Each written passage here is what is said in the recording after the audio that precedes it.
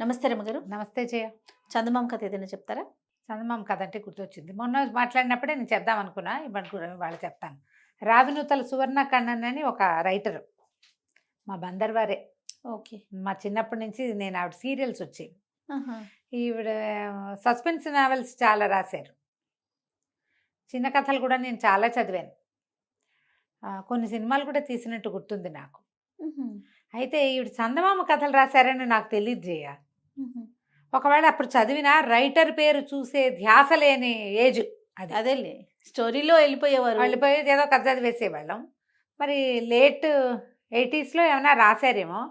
ఆవిడ రాసిన ఒక చందమామ కథ చెప్తాను. ఓకే. నాకు వారు కూడా తెలుసు, అంటే మనిషితో పరిచయం లేదు కానీ మా ప్రాంతం వారే. ఆవిడ చాలా సీరియల్స్ కథలు, క్లిక్ క్లిక్ క్లిక్ అని ఒక సీరియల్ భలే ఇంట్రెస్టింగ్గా ఉండేది. హుహు. చాలా ఉన్నాయి. పర్ణశాల అవి బాగుంటాయి. మిన్నాగు వీరిదే.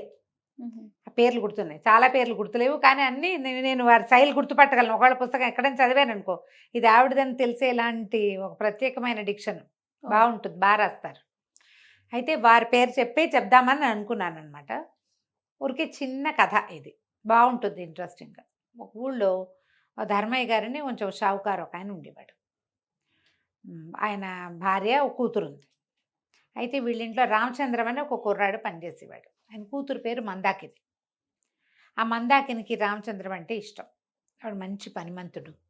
అంటే ఇంట్లో పనులు చేయటం కాదు, పై పనులు మామూలుగా గుమస్తాల హెల్పర్స్ ఉంటారు కదా, వ్యాపారంలో సహాయం చేసేవాళ్ళు, అక్కడికి వెళ్ళి డబ్బులు పట్టి రావడం, బ్యాంకులకి వెళ్ళి రావడం, ఎవరి దగ్గరికైనా పెద్దవాళ్ళ ఇంటికి ఉత్తరాలు ఇచ్చి రావటాలు, అలాంటి పనులు చేసేవాడు, పై పనులు చేసేవాడు. అసలు అబద్ధమే చెప్పేవాడు కాదట. చాలా చక్కగా ఉండేవాడు మనిషి, మంచివాడు. ఈ పిల్ల అతని ప్రేమలో పడింది.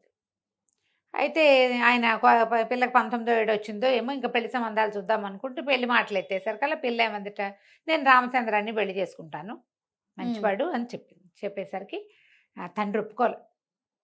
రామచంద్రాన్ని చేసుకోవడం ఏంటి, మన ఇంట్లో పనిచేస్తాడు, సమాన పాయాలో చేసుకోవాలి. వాడిపోయి ఆ ఇద్దరు ఈ అమ్మాయి ఏమంటుంది, నువ్వు నా నిజం చేస్తే ఈ ఆస్తంతా నాదే కాదా, మనిషి మంచివాడు, వ్యాపారాన్ని వృద్ధిలోకి తెస్తాడు, నీ తర్వాత మమ్మల్ని అమ్మ బాగా చూసుకుంటాడు అని పిల్ల గట్టిగా చెప్పింది. చెప్పినా ఆయన ఒప్పుకోలే. ఈ రామచంద్రాన్ని నానా దుర్భాషలు వాడి పంపేశాడు ఇంట్లో నుంచి. ఏం చేస్తాడు, తల దించుకుని అబ్బాయి వెళ్ళిపోయాడు. ఈ పిల్ల ఏం చెప్పినా ఇంకో పెళ్లి చేసుకోవడానికి ఒప్పుకోలే. కానీ రామచంద్రం పేరెత్తడం మానేసింది. ఇంకా అబ్బాయి ఇంట్లో నుంచి వెళ్ళిపోయాక ఇంకేం మాట్లాడలే. పెళ్లి మాత్రం నేను చేసుకోను. 2 సంవత్సరాలు గడిచినాయి. గడిచేసరికల్లా పిల్ల పెళ్లి పేరెత్తితే నాకు పెళ్ళి వద్దంటుంది. ఆయన దిగులు పడి అనారోగ్యం తెచ్చుకోవటం మొదలుపెట్టాడు. ఏదైనా దిగులుగా ఉందా అని అడగటం మొదలెట్టాడు. వైద్యుడు వచ్చి నాడు చూసేవాడు. ఈయనకి వీక్గా ఉండేది, ఒళ్ళు వెచ్చబడుతూ ఉండేది, పడుకునేవాడు, గుండెల్లో బరువు, ఆయాసం, నడవలేనితనం, ఇవన్నీ వచ్చేసరికి పక్క ఊరు నుంచి వైద్యుడిని పిలిపిస్తే ఆయన నాడు చూడంగానే ఏమైనా బరువు బాధపడుతున్నారా ఇలాంటివి కనుక్కునేవాడు. సరే ఈ భార్య ఏం చేసింది, ఆయన భార్య, ఓహో ఈ పిల్ల పెళ్లి గురించే ఈయన ఇంత దిగులు పడుతున్నాడని చాలా బతిమలాడి భామాలి భంగపడి కూతుర్ని మొత్తానికి ఎట్లా కొట్లా పెళ్ళికి ఒప్పించింది. ఒప్పించేసరికల్లా సరే పక్క ఊళ్ళో ఒక ఆయన ఇంకో షావుకారు గారు ఉన్నాడు. ఈయన ధర్మయ్య, ఆయన ఇంకో గోపయ్య. సరే వాళ్ళ ఇంటికి వెళ్ళి వాళ్ళ అబ్బాయితో పెళ్లి సంబంధం కుదుర్చుకుందాం అనుకున్నారు. ఈ మధ్యలో ఉన్నవాడు ఎవడు, పెళ్ళిళ్ళ పేరాయిలు ఉంటారు కదా పెద్దవాళ్ళు, ఆయన ఏం చెప్పాడు, ధర్మయ్య గారికి ఒక కొడుకున్నాడండి, చూపులకు బాగుంటాడు. అదే గోపయ్య గారికి కూడా కొడుకున్నాడు, చూపులకు బాగుంటాడు, మరి ఆస్తి చాలా ఉంది, ఒక మాట స్వయంగా వెళ్ళి విచారించుకోండి అని చెప్పారు. పెళ్లి సంబంధాలు చెప్పి మీరే విచారించుకోవాలి అంతే అనేసరికల్లా ఈయన ఏం చేశాడు, కూతుర్ని పెళ్లి సుముఖం చేశాడు. పక్క ఊళ్ళో ఉన్నటువంటి గోపయ్య గారి కొడుకు ఇస్తాను నిన్ను, పక్క ఊరే, మేము వస్తూ పోతుంటాం, నువ్వు కూడా వస్తూ పోతూ ఉండొచ్చు, ఎక్కువ దూరం ఇవ్వను, మా అమ్మ మా తల్లి ఒప్పుకో అంటే సరే చూసిరమ్మంది కూతురు. ఈయన పోయి ఆ గోపయ్య గారింటికి వెళ్ళాడు. పక్కనున్న చోడవరానికి వెళ్ళాడు. వెళ్ళేసరికల్లా ఆ గోపయ్య ఇంట్లోకి వెళ్ళేసరికి గోపయ్య గారింట్లో నుంచి రామచంద్రం బయటకు వచ్చాడు. బయటకు వచ్చేసరికల్లా అతను చూసి ఆశ్చర్యపడి 2 ఏళ్ల నుంచి ఆయన వెతికించాడు కూడా రామచంద్రం కోసం, కూతురు ఏడుస్తోందని. రామచంద్రం ఎక్కడన్నాడో దొరకలా ఆయనకి. ఇప్పుడు 2 ఊళ్ళ అవతల ఉన్న ఆ చోడవరంలో కనిపించాడు.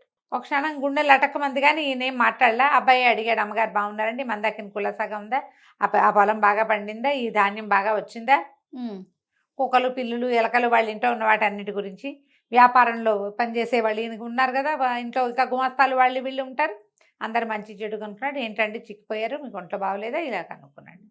కుశలం కనుక్కున్నాక గోపయ్య గారు బయటకు వచ్చాడు.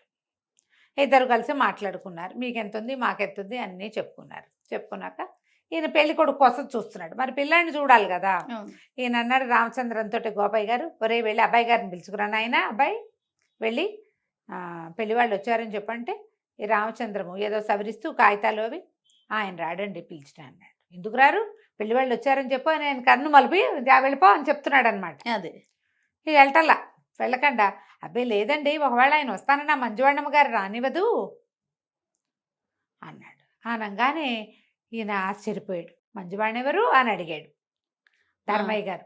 అడిగేసరికల్లా ఈ కుర్రాడు అన్నాడు, రామచంద్ర అని చెప్పాడు, అదేనండి నీలవేణమ్మ గారి కూతురండి. మా అబ్బాయి గారు ఏదో పానీయం పుచ్చుకుని అతిగా ఎక్కడో రోడ్డు మీద పడిపోతే అది వాళ్ళ ఇంటి ఎదురుగుండా పడిపోయాడు. వాళ్ళేమో లోపల తీసుకుపోయి సఫర్యలు చేశారు. అప్పటి నుంచి అక్కడే ఉంటున్నారు ఎక్కువగా. నీలవేణమ్మేమో మా కాబోయే అల్లుడని ప్రచారం చేస్తోంది అని. ఎక్కడో వాళ్ళ ఇల్లు అని అడిగాడు. అదేనండి కొంచెం అవతలగా సానివాడు ఉంది కదండి అందులోనేనండి అన్నాడు. ఓహో. అనగానే ఇంకేముంది ఈయన ధైర్యమని లేచి ఉంచున్నాడు. ఏమిటయ్యా సానివాడిలో ఉంటాడా నీ కొడుకు, రోజస్తమానం అక్కడే ఉంటాడు, అదే ఆయన ఎవతను పెళ్లి చేసుకోబోతున్నాడని ప్రచారం కూడా ఉంటే ఆ పిల్లాడికి మా పిల్లని ఇవ్వాలా అని లేచి బయలుదేరి. లేచేసరికల్లా ఈ గోపాయి గారు ఒళ్ళు మండిపోయింది. ఇంత ఎత్తుని లేచాడు. లేచి ఇవిని రామచంద్రం మెడ పట్టుకుని బయటికి దోశాడు. దుర్మార్గుడా, వచ్చిన సంబంధం చెడగొట్టావు నువ్వు నీ మాటలతోటి, నీ వల్ల సంబంధం చెడిపోయింది, కనుగిలుపుతున్నా అర్థం చేసుకోవు, పిచ్చి వెధవి నువ్వు, పనిచేసేవాడికి ఆ మాత్రం తెలివితేటలు ఉండద్దు.